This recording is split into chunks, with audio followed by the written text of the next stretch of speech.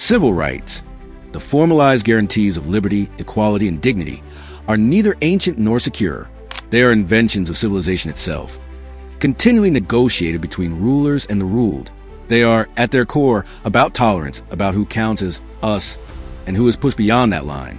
Every expansion of rights has been, in truth, a battle over belonging. Tolerance was never granted from above.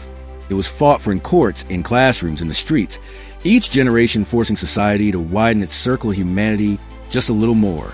From the edicts of Hammurabi to the constitutional democracies of today, the struggle for rights has been a story of redefining who counts as fully human. Political theorists such as Hannah Arendt argued that rights are meaningful only when anchored in political community, what she called the right to have rights. Sociologists like T.H. Marshall later defined the evolution of rights in 3 layers: civil, political, and social rights. Together, they form the architecture of citizenship that modern societies take for granted. But this architecture was not built overnight. It had to overcome deep evolutionary roots. It emerged through revolution, philosophy, and blood. And as we will see, each new layer of inclusion challenged deep-seated hierarchies, forcing societies to reimagine what it means to belong. By the end of this video, you will fully understand how the long, uneven arc of human history bends toward tolerance, how societies evolve from fear and exclusion to empathy and inclusion, how every generation redefines the boundaries of who belongs, and how the struggle for civil rights is, at its core, the story of humanity learning, slowly but relentlessly, to live with difference.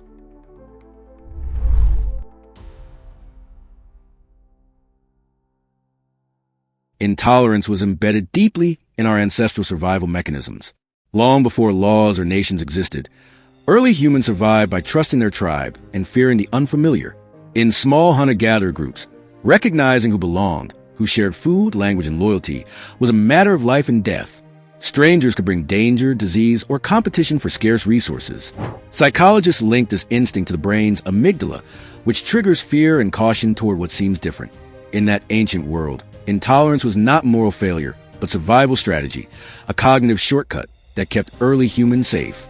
Only later, as societies and cities grew and strangers became neighbors, did this instinct turn from protection into peril, breeding hatred, conflict, and the inability to cooperate across the very differences that civilization depends on.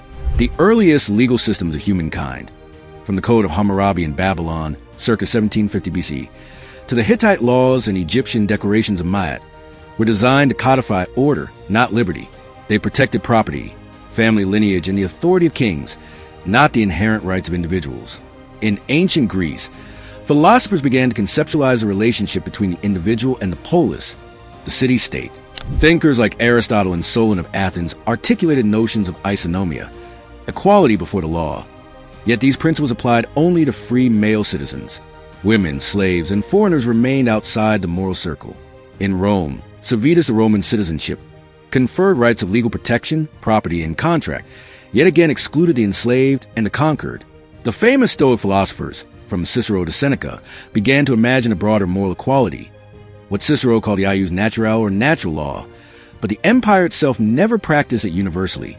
The crucial shift began in medieval Europe with the emergence of canon law and early common law, both of which introduced the revolutionary idea that law could constrain kings. The Magna Carta of 1215 forced King John of England to acknowledge that even monarchs were bound by the law of the land. It was a contractual understanding of governance, a forerunner of the social contract. Still, rights in this era were privileges, not universals. They applied to nobles and guilds, not peasants or women. But the seeds had been sown. Law, not lineage, could define legitimacy. The 17th and 18th centuries brought a seismic transformation in human thought. The scientific revolution undermined the authority of divine explanation, and Enlightenment turned reason into the new source of legitimacy. Philosophers like John Locke, Montesquieu, Voltaire, and Jean-Jacques Rousseau reframed politics as a contract among free individuals. Locke's 2 treatises of government from 1689 asserted that humans possess natural rights, life, liberty, and property, not as gifts of rulers, but as birthrights. Rousseau's social contract from 1762 imagined sovereignty as belonging collectively to the people. These were not abstract musings, they became manifestos. The American Declaration of Independence of 1776, authored by Thomas Jefferson, translated Locke's ideas into political reality. All men are created equal. 13 years later, the French Declaration of the Rights of Man and of the Citizen from 1789 proclaimed liberty, property, security, and resistance to oppression as the inalienable rights of every citizen. And yet, both revolutions revealed the limits of Enlightenment universalism. Women, slaves, and colonized peoples remained excluded, as Olympe de Gouges declared in her 1791 Declaration of the Rights of Woman. "Man, are you capable of being just?" Her execution during the Reign of Terror symbolized how fragile equality remained when it threatened power. Meanwhile, across the Atlantic, Toussaint Louverture led the Haitian Revolution from 1791 to 1804, proving that enslaved Africans could turn the Enlightenment's ideals against their masters. Haiti became the first post-colonial nation, the first to abolish slavery, and the first to declare racial equality in law. It was a rebuke to every European claim of civilization. In this era, rights became both weapon and mirror, a weapon against tyranny, and a mirror exposing hypocrisy. The 19th century was the age when the rhetoric of rights collided with the realities of empire, industry, and class. After the Napoleonic Wars, the Congress of Vienna in 1815 attempted to restore monarchical order, but liberal ideas could not be contained. The century was defined by the tension between conservatism and progressivism, between Edmund Burke's fear of social chaos and John Stuart Mill's defense of liberty and individual conscience. In 1833, the British Parliament abolished slavery across the empire, following decades of activism led by William Wilberforce and the Clapham sect. Yet economic exploitation merely shifted forms. The Industrial Revolution created new hierarchies based on labor and capital. Factories became arenas of dehumanization, prompting what Karl Marx called alienation, the separation of workers from the fruits of their labor. The rise of labor movements, from the Chartists in Britain to the Communist Manifesto of 1848, introduced the concept of social rights, the right to education, healthcare, and humane working conditions. T.H. Marshall later described this as the third phase of citizenship, completing the triad after civil and political rights. Meanwhile, abolitionism crossed the Atlantic. In the United States, the Civil War, 1861 to 1865, became the bloodiest test of the nation's founding creed. The Emancipation Proclamation from 1863 and the 13th Amendment from 1865 formally abolished slavery, but as sociologist W.E.B. Du Bois later wrote, the slave went free, stood a brief moment in the sun, then moved back again towards slavery. The Reconstruction era's fragile gains, voting rights, black political participation, and the Freedmen's Bureau were systematically dismantled through Jim Crow laws, lynching, and segregation. The Plessy versus Ferguson Supreme Court ruling in 1896 institutionalized separate but equal, legitimizing racial apartheid for another half-century. Across the ocean, women's rights movements gathered momentum. Figures like Mary Wollstonecraft, Elizabeth Cady Stanton, and Emmeline Pankhurst argued that political freedom without gender equality was a contradiction. The Seneca Falls Convention of 1848 produced the Declaration of Sentiments, the first organized demand for women's suffrage in the United States. By the late 19th century, rights had become a global vocabulary, but equality still had borders of sex, race, class, and empire. The 20th century began with monarchies and empires dominating much of the globe, and ended with human rights codified as the moral language of international law. Between those poles lay catastrophe and rebirth. The World Wars transformed the moral map of humanity. The First World War from 1914 to 1918 demonstrated the capacity of modern states to destroy their own citizens, while the Second from 1939 to 1945 revealed the industrialization of genocide. The Holocaust shattered the Enlightenment faith in rational progress, proving that even modern, educated societies could systematize inhumanity. In response, the United Nations was founded in 1945, and in 1948, under the leadership of Eleanor Roosevelt, the world adopted the Universal Declaration of Human Rights, UDHR. Drafted by thinkers like Rene Cassin, Charles Malik, and Peng Chun-Chong, it established that all human beings are born free and equal in dignity and rights. Though non-binding, the UDHR became the moral constitution of the modern world.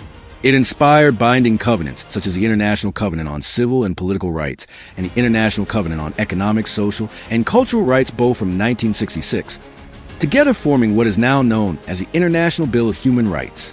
But once again, paper ideals demanded human courage to come alive. In the United States, the civil rights movement of the 1950s and 60s challenged the deep architecture of racial segregation, from a Montgomery bus boycott in 1955 sparked by Rosa Parks, to the March on Washington in 1963, where Martin Luther King Jr. proclaimed, "I have a dream." Activism combined moral philosophy with political pressure. King's synthesis of Christian ethics and Gandhian nonviolence made civil disobedience a global tool of justice. Sociologists later identified this as a prototype of a nonviolent resistance model, a strategy replicated by Nelson Mandela and the African National Congress in South Africa, by Ecology Solidarity in Poland, and by countless movements thereafter. The legislative victories, the Civil Rights Act of 1964, the Voting Rights Act of 1965, and the Fair Housing Act of 1968, marked a profound restructuring of American law. But the deeper transformation was cultural, a redefinition of identity through visibility, representation, and solidarity. The same wave reached beyond race. Second wave feminism, led by figures like Betty Friedan and Gloria Steinem, exposed the systemic nature of gender oppression. The Stonewall riots of 1969 ignited the modern LGBTQ+ rights movement, while disability activists fought for the accessibility standards that would culminate in the Americans with Disabilities Act from 1990. Meanwhile, the decolonization of Asia and Africa, from India's independence in 1947 to collapse of Portuguese rule in the 1970s, extended civil rights discourse to sovereignty itself. As Kwame Nkrumah famously declared, "Seek ye first a political kingdom, and all else shall be added." By the late 20th century, human rights had become a planetary conversation. But as philosophers like Michel Foucault warned, every discourse of liberation also creates new systems of control, surveillance, normalization, and bureaucratic power. The challenge was no longer to define rights, but to live up to them.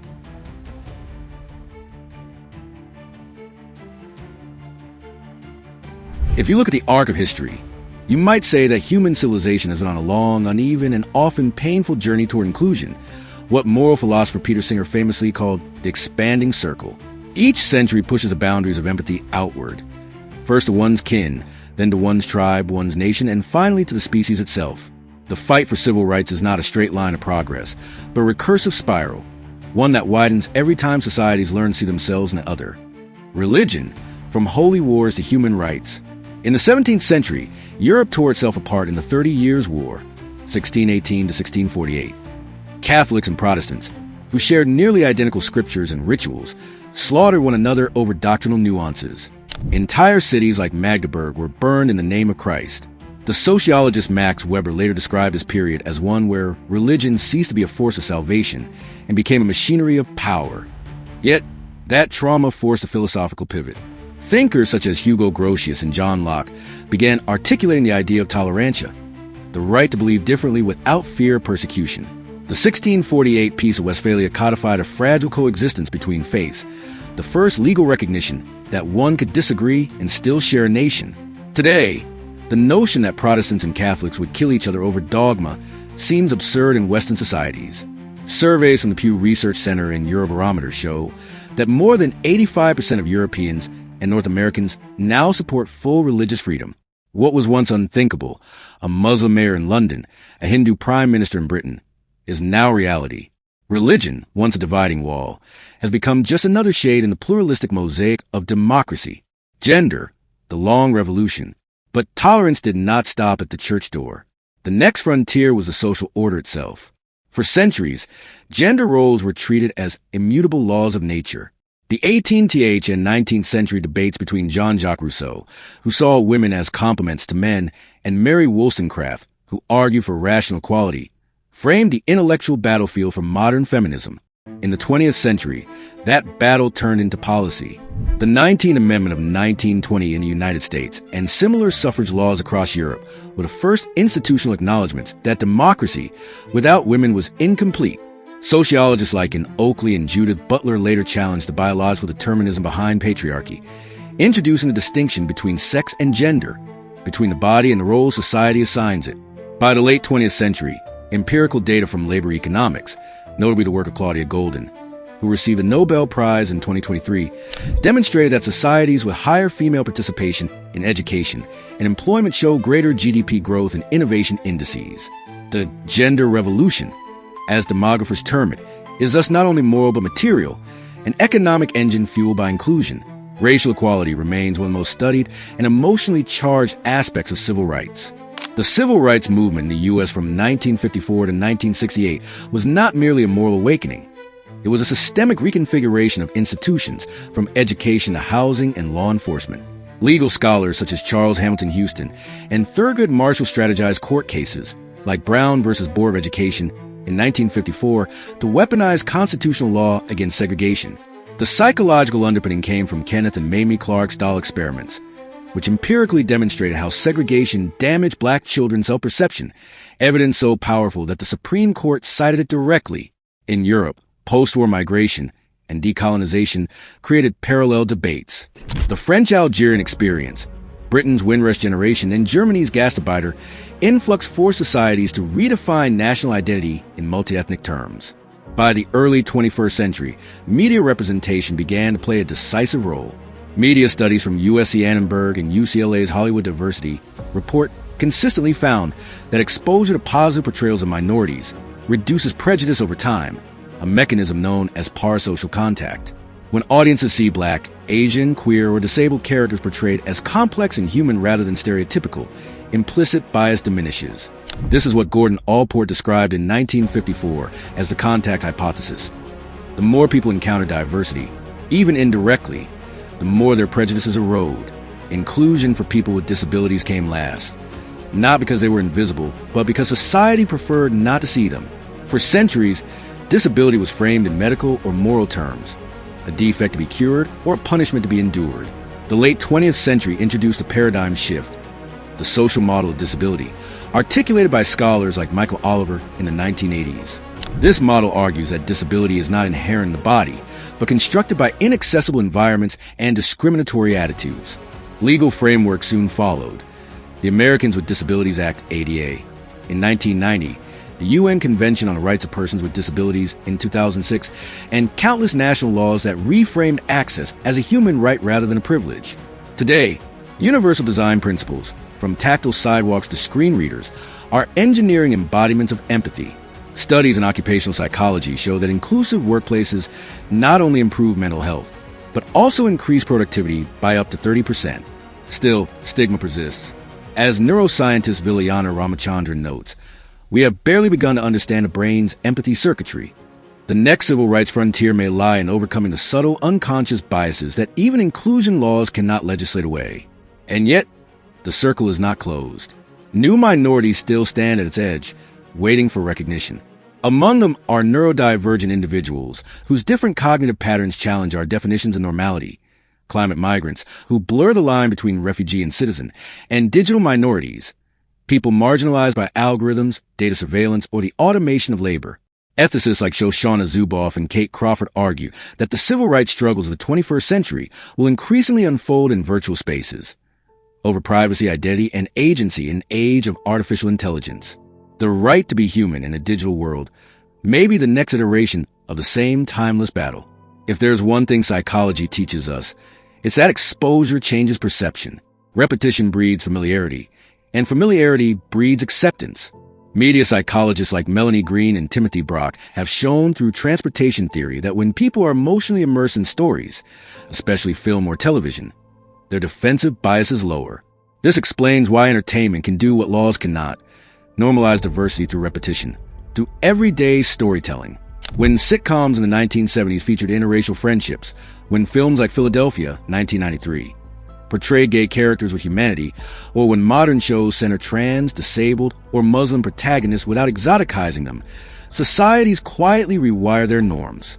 Each story becomes a rehearsal for empathy. It is not coincidence that sociologists call television the electronic hearth, a place where new social norms are practiced in shared imagination before they take root in reality. Progress, as history shows, is uneven but cumulative. Backlashes occur, moral panics, nationalist resurgences, culture wars, but they are often reactions to the speed, not the direction, of change. Every backlash is a sign that the circle has stretched further than comfort allows. What matters is that the circle continues to expand, that each generation inherits not perfection, but the capacity to imagine greater inclusion than the last.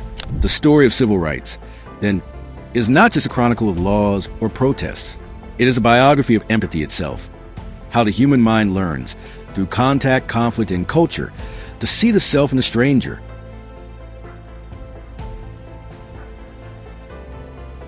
Civil rights movements may appear to be social phenomena, but beneath their banners and speeches lies a biological story, the anatomy of empathy itself.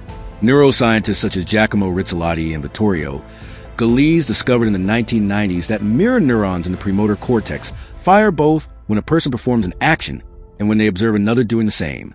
This neural mirroring allows humans to feel into another's experience, forming the cognitive substrate of compassion.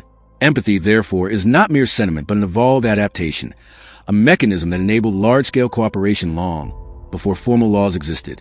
The sociobiologist Yo Wilson described this as eusociality, the capacity for collective behavior beyond kinship. From this biological bedrock grew the moral institutions that define civilization. Psychologists such as Paul Bloom and Tanya Singer have since shown that empathy can be trained and expanded.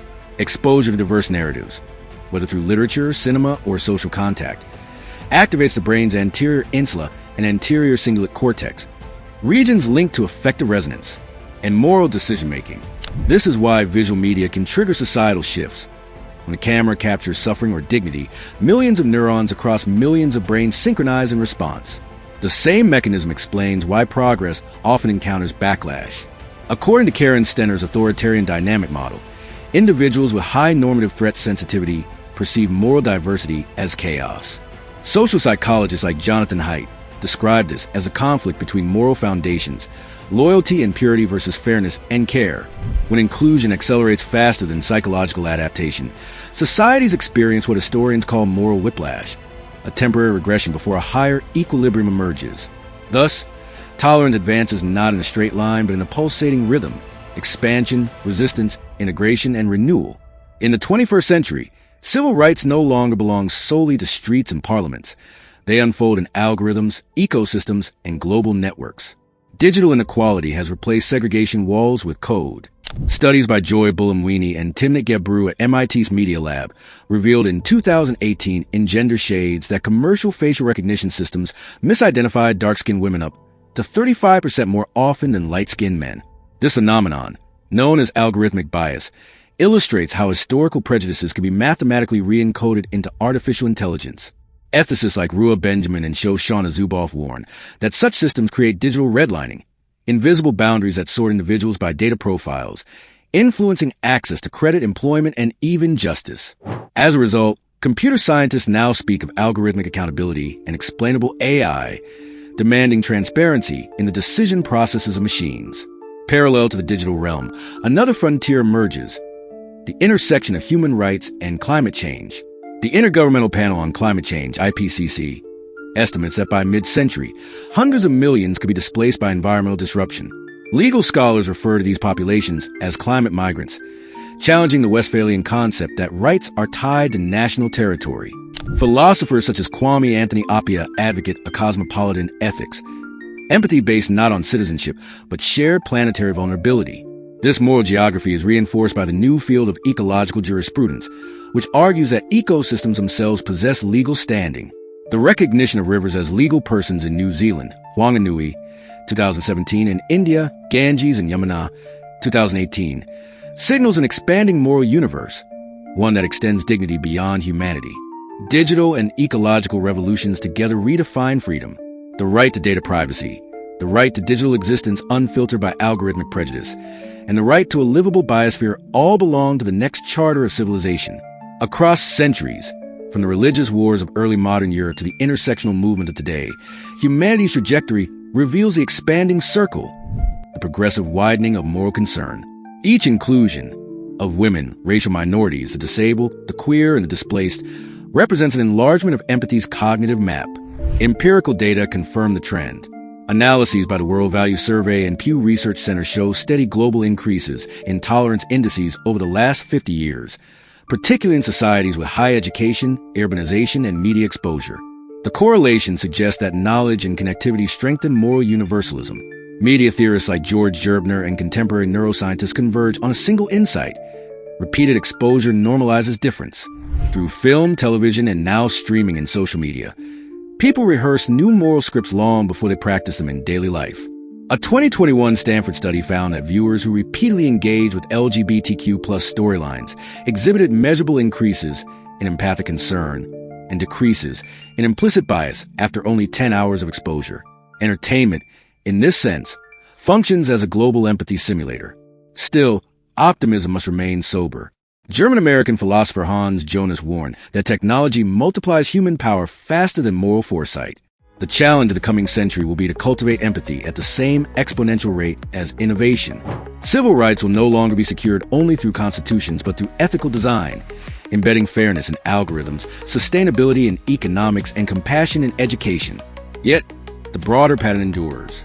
Despite cycles of regression, the long arc bends toward inclusion because it is anchored in biology, reinforced by psychology, and expressed through culture. Evolution favors cooperation. Consciousness refines it.